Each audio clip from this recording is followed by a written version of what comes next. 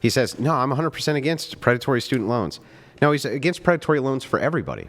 Whatever's predatory for the loan is what he's against. That's fair enough. But he's not specifically against loaning 18-year-olds money, are you?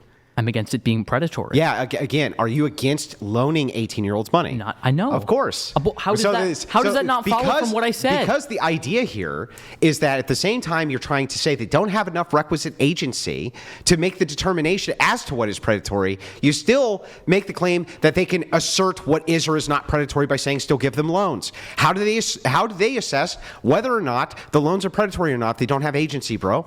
I'm not saying they don't have agency. So why? So how are the loans predatory? Because you can draw particular lines as to what is and isn't predatory. Well, what is predatory about a student loan? It's a ton of fucking money. I actually maybe think that you shouldn't be able to loan an 18-year-old like $50,000 right out of high school. Because they don't have the requisite agency to make that decision? Sure, probably. Okay, so but to vote they can, including voting on policy, which would allow 18-year-olds to borrow $50,000. Sure, Andrew. Fucking genius level argument, bro. Yeah. People can vote against my interest, and I still think they should be able to vote, Andrew. Yeah. This is the thing. You're like, oh my God, people could vote, and it could go against what you want, Oliver. Oh my God, did you know democracy can dissolve democracy? I do. I'm not saying it can't. Bro. I'm saying those people should still be able to vote on this. This argument doesn't track, though. Then why don't we have 17-year-olds vote? I think they probably should. 16-year-olds? I think that anyone, I mean, it's an interesting argument, but I'm sympathetic to the idea that anyone who has the ability to be in the voting booth should probably be able to vote. That would be 10-year-olds. Probably. What? So, Andrew, here we go. Now, granted, I'm going to go have a smoke while I ponder about 10-year-olds voting. Hold on. I'm gonna actually explain this because I think it's an interesting argument, and I've seen some people make compelling points for it. Andrew, the same arguments as to why children should not be able to vote are the same arguments that people pose against women voting. Oh, they're just going to vote like their parents do. They're just going to vote like their husbands do. They don't have the requisite knowledge in order to make this information. Most people don't have the requisite knowledge and information to make stuff. So if kids... You're actually making a compelling argument against most people voting. You're making a better argument against most people voting than you are for children to be able to vote. Okay, if we allow everyone to vote, then we should allow children to vote. If you're saying we shouldn't allow... We don't allow everyone to vote. I know, Do we allow prisoners to vote? No, but should I think they be able to? Yeah, I think of course, and 10-year-olds. Yeah, so here's the idea here, right? This is what's so funny about this argument. Yeah. The reason why you thought this argument was good is because you talked to nothing but fucking leftists.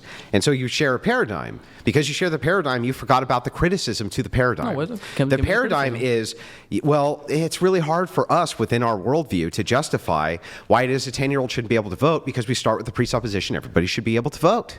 You start with that supposition already. That's not the presupposition. You already start with the idea that that's the only thing that holds this worldview up. What else holds it up? That people who are affected by the policy that they're passing should be able to vote. That would be everybody. I think largely, yes. Including 9-year-olds. Sure.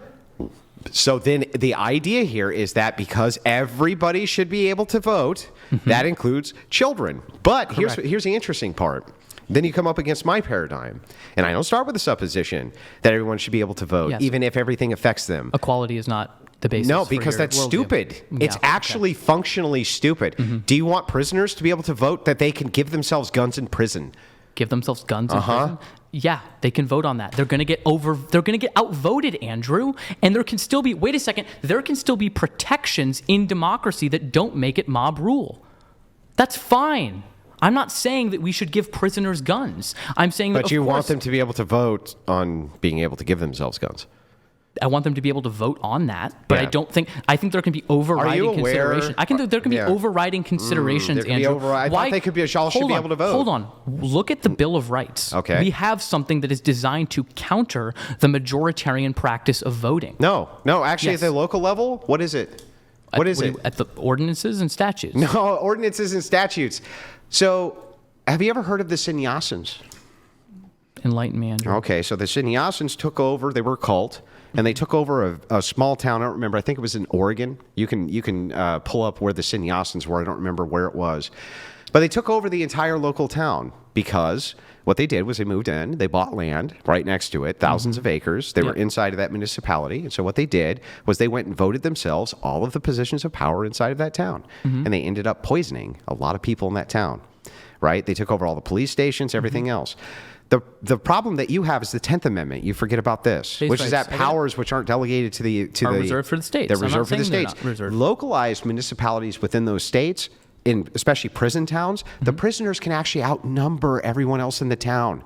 So they could actually, by your view, if they were able to vote and have federal protections for voting, vote themselves fucking guns, Hold and the on. state couldn't overrule it. No. They couldn't overrule it. No, that's not the case. It at is all. the case. Different if states can make election law. Bro, that's different from the federal government. Can states make election laws which violate the federal constitution? No. Because the 10th Amendment doesn't apply, right? Well, the 10th So Amendment if it is the case 10th that Amendment there's does an apply, amendment, but I'm saying it wouldn't. If it is apply the to case them. that the 10th Okay. Amendment says you can't abridge voting for anybody, which would be exactly what we would need for right for everybody to vote, right? Just like we had the no, no, 19th wait, Amendment, just like we have Why the 19th can't you make Amendment. a carve out for prisoners? What would be the argument for making a carve out for prisoners, but not for Because children? you just said everyone should be able to vote and they'll always get outvoted, but that's actually not the case. If you made the amendment for all people to be able to vote, the states could not actually tell prisoners inside of counties where there's prisons where they outnumber everyone They can. that they can't vote themselves guns, Hold you on. doofus. No, because state election law can be different. I'm not saying No, there it should be- can't violate federal law. I'm saying that the federal law would probably and should have provisions in it that ensure That not everyone can vote? Yes, Andrew. Oh, why? You're a fucking genius. You mean think that exactly what I prisoners- proposed, that think not everyone I can think vote? that prisoners should be able to vote in federal elections. Absolutely. Because that type of policy directly affects them in a way that state All policy affects them. Of course it affects them, but state policy has to do with more integral things like that, and they should not be able to vote themselves out of power or out of prison. I'm not Why saying. not? They have the power to vote. on. Doesn't violate the federal constitution. What's the problem here? I think the problem is you're looking at the problem of The people problem voting. is you don't want those No. fucking people to vote. No, I And you don't- won't admit it because it's another inconsistency in your worldview. Just admit it. No. You don't want them to vote.